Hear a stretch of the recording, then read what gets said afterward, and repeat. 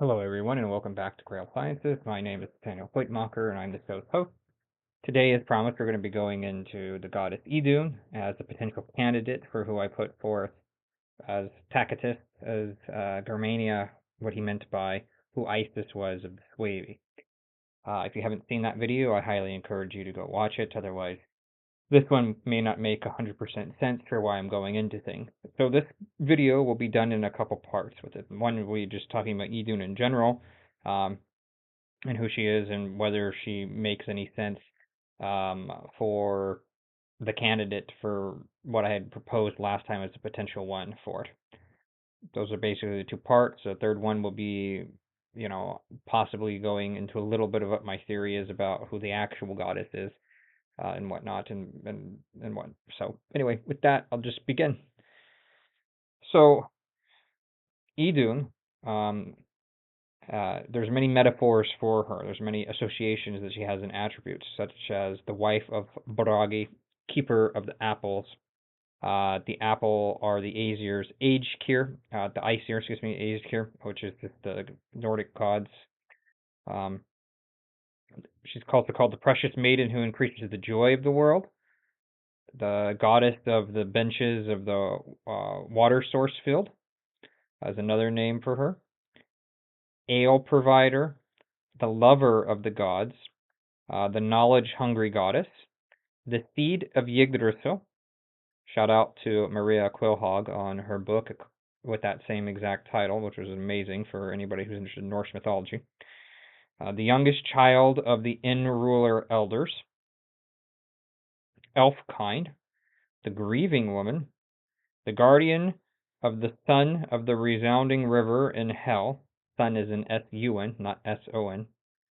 The drink willow, steed woman, swan, and Thiazi's booty. Thiazi is the one who ends up stealing her away from the gods with the help of Loki, which we'll go into in a moment.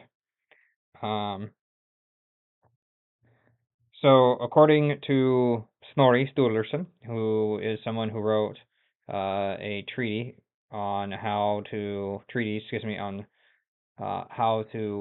interpret the Norse mythology and whatnot, it's also normally referred to the Aesir by calling one by the name of another and referring to him by his deeds or possessions or descent. Now, obviously, this also applies for female deities as well. He was just using the language of his time, which was he, to fill in for everybody for what was going on, since we're talking about, in the 1200s for what's happening when he wrote this down for what is now known as the Prose Edda. Now, why I'm bringing this up is because this is important in order to try to understand who Idunn is, what she represents, how she could potentially play things out for what it is. Unfortunately, there's really only one story about her, possibly two, for what's going on that has survived during that time. But we know it's a real story, and we know that it's important and that she was an important goddess. But we don't know exactly other relevant issues that are associated with her. So the wife of Bragi, as an example, Bragi is the god of poetry for what's going on there. So she's associated with poetry. She's associated with poetic fervor. She's associated with the apples. In this case, the apples are in the story. Allow it to make it so that way the Aesir gods don't age because of them. Hence why it's also called the precious maiden who increases the joy of the gods. And also the apple are the Aesir's age cure. So basically how that story plays out is that you have Loki, I think it was Odin, and I forget who the third god was off the top of my head that was there, but there's a third one. It might have been Vili or Ve, I forget which one of it, maybe even Thor. But the point is that they're all there and they're trying to they find an ox and they're trying to eat it and whatnot, and they put it into an earth oven. So an oven that's literally built into the earth for what's going on there, and it just won't cook no matter what they do for what it is. And what happens is that there's this gigantic eagle that is sitting inside, on top of a tree that's nearby. And he says it won't cook because he's not allowing it to cook for what's going on there. But he will make it cook as long as they give him some of the ox. Loki doesn't like this idea at first, but eventually consents to it, and he ends up getting the best parts of the ox and most of the ox for it.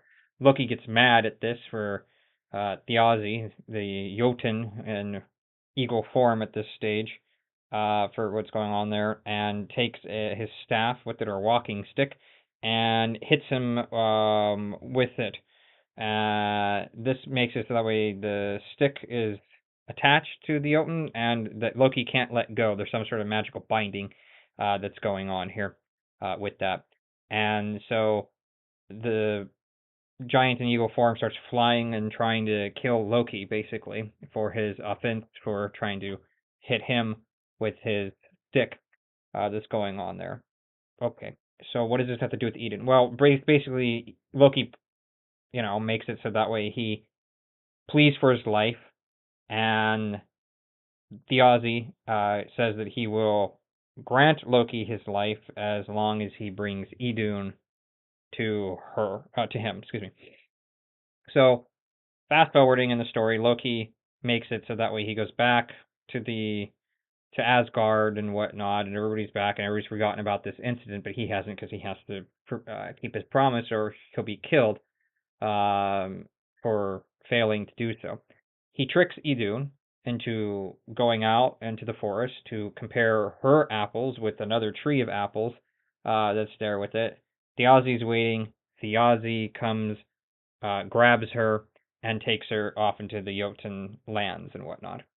And then what happens is that the Aesir begin to slowly die and decay and whatnot, and they are not able to continue living on in their normal form. And this makes it so that way what happens is that they all try to figure out what's going on, where Idunn went, what happened to her. And of course, someone remembers that Loki was the last one seen with her. So then they go and grab Loki. They bring him before the gods, the Council of Gods. The Council of Gods determine his fate and whatnot. He tells them what had happened and why everything had occurred, and so they send him off to go and grab Idunn back for it. Which the short version of this is that he does. He comes in when Thiazi's gone. He takes Freya's falcon wings and turns into a falcon and goes and grabs Idunn. He turns her into a nut or a seed of some sort, and he starts flying back to Asgard. But Thiazi figures out that Idunn is missing, and so they go, and he goes and chases after Loki and whatnot. And then the Asgardians make it so that way they prepare fire for what's going through with it. And Loki makes it through, but the eagle and the Jotunar, that's Thiazi in eagle form, doesn't. He crashes into the flames, burns, and then gets killed from that. And then from this, somebody else shows up in this instance, and that's Skadi, another Jotunar that's there for what's going on there, because Thiazi is her father, and she's seeking revenge for him. They agree to make it so that way they compensate her instead for what's happening. This is important because there's a lot of indication that Skadi and Idunn are potentially the same goddess, but two different forms of her. Basically, this is what makes it so that way she comes back. When she comes back, that this is who she is now instead of who she once was, due to what occurred to her inside of those lands with it. That's not something I'm going to get into here. I'm just letting you know that this is important to understand, that there's like this dichotomy between the life-giving side of the goddesses and the Jotunar, and the death-wielding side, if you will, and the more harsh side of them for what's going on there. Idunn is usually described as the goddess of youth or a goddess of love and fertility. This is taken from Rudolf Simek and in his uh, Northern dictionary that he's done in terms of the Germanic and Nordic religions.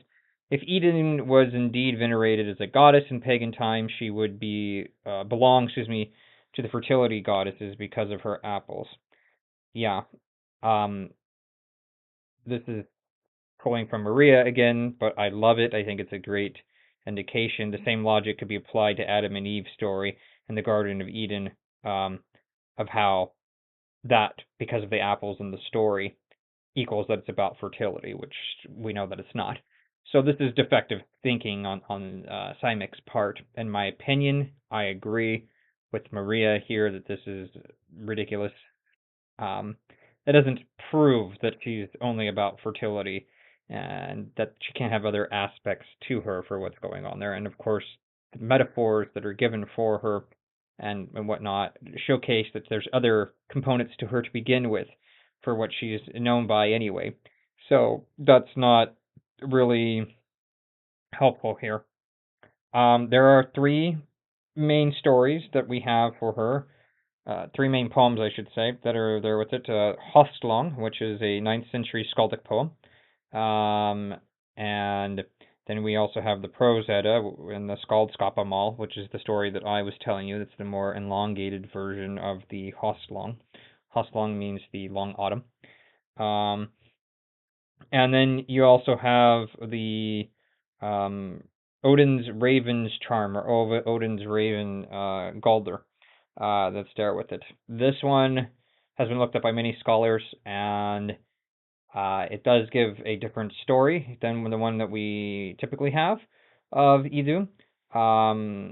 And it is hotly contested about what it actually means and what it is, and some people have just given up on it and just claim that there's nothing but nonsense there for what's happening with it. I share a different opinion. I think it's a valid poem. I think that there's a lot to it. I think that it's become corrupted because it was not in the original. It is a copy of somebody else who left it there, who does not understand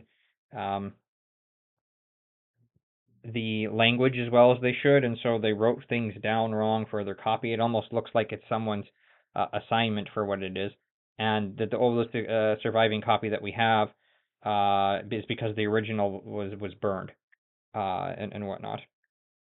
So this is a little bit more about Idunn that we've gone into here, and what she could possibly mean. So Idunn, in the other story about her, there seems to be some sort of celebration that's going on with Odin taking over of things, the gods being happy, her sinking down into the tree of life that's there and whatnot for what's going on there. She is, don't forget, referred to as the steed and whatnot of the tree. So Yggdrasil, which is also a Yggdrasil is an Odin steed for what's going on there.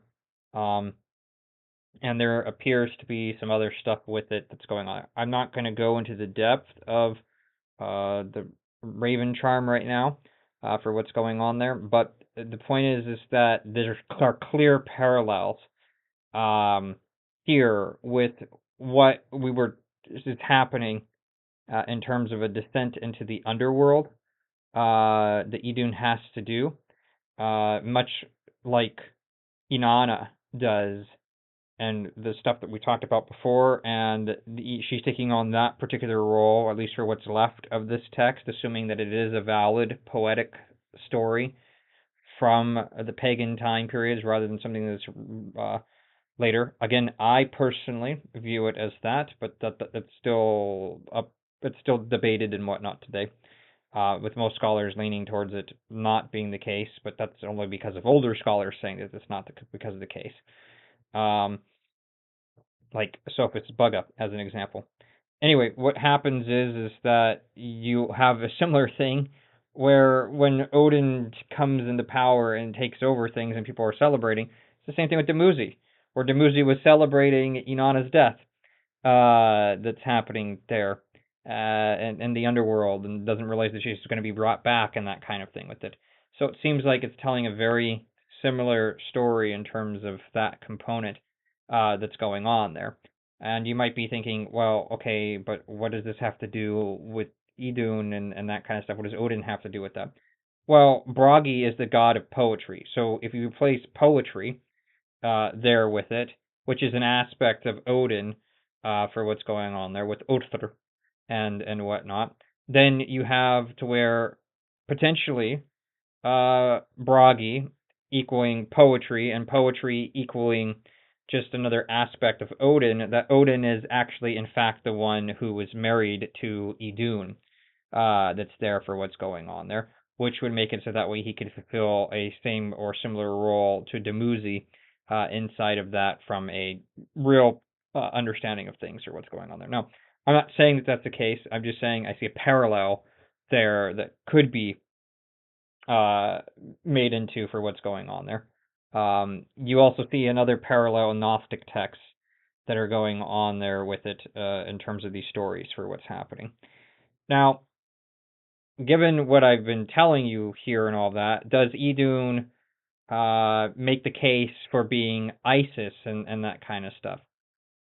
Well, if we take her in a greater form and really expand her outward in terms of all the possibilities that she has, including the Odin's Raven Charm poem and that kind of stuff, and saying that she's associated with Inanna, which Inanna and Isis are definitely correlated to each other and whatnot. They're almost the exact same goddess in terms of what they do and represent, except the one's Sumerian and one's Egyptian. Then yeah, we can, but that's not something that is definitively proven for what's going on there. It is pure speculation and conjecture for what's happening with it. She does meet certain qualifications for what's happening there with it, but she doesn't meet all of them. And she is not a true candidate for Isis of Germania in and of herself.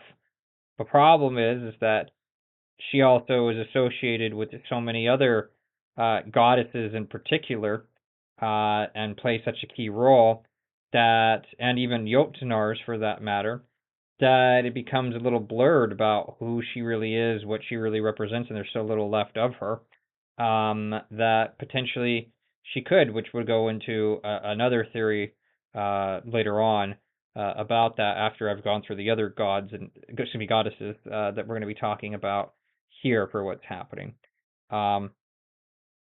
She doesn't meet a lot of the stuff with it. There's not much with her about ships that's going on there with it. The apples do fit in terms of the living resurrection idea that we've talked about briefly, where and immortality that gives to the Aesir for what's going on there when they eat them.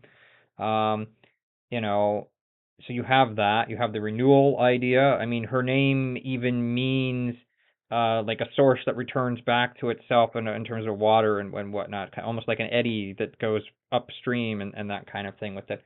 So you have that component that goes along with that. But she's not really known for battle. She's not really known for some of these other components that fit Isis, like we talked about last time, in terms of any direct sense for what's happening there.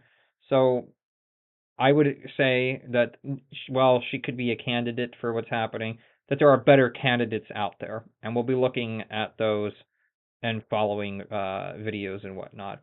So stay tuned for that, and we'll go into the next one on that front. And I look forward to seeing you all there. Thank you very much for your time.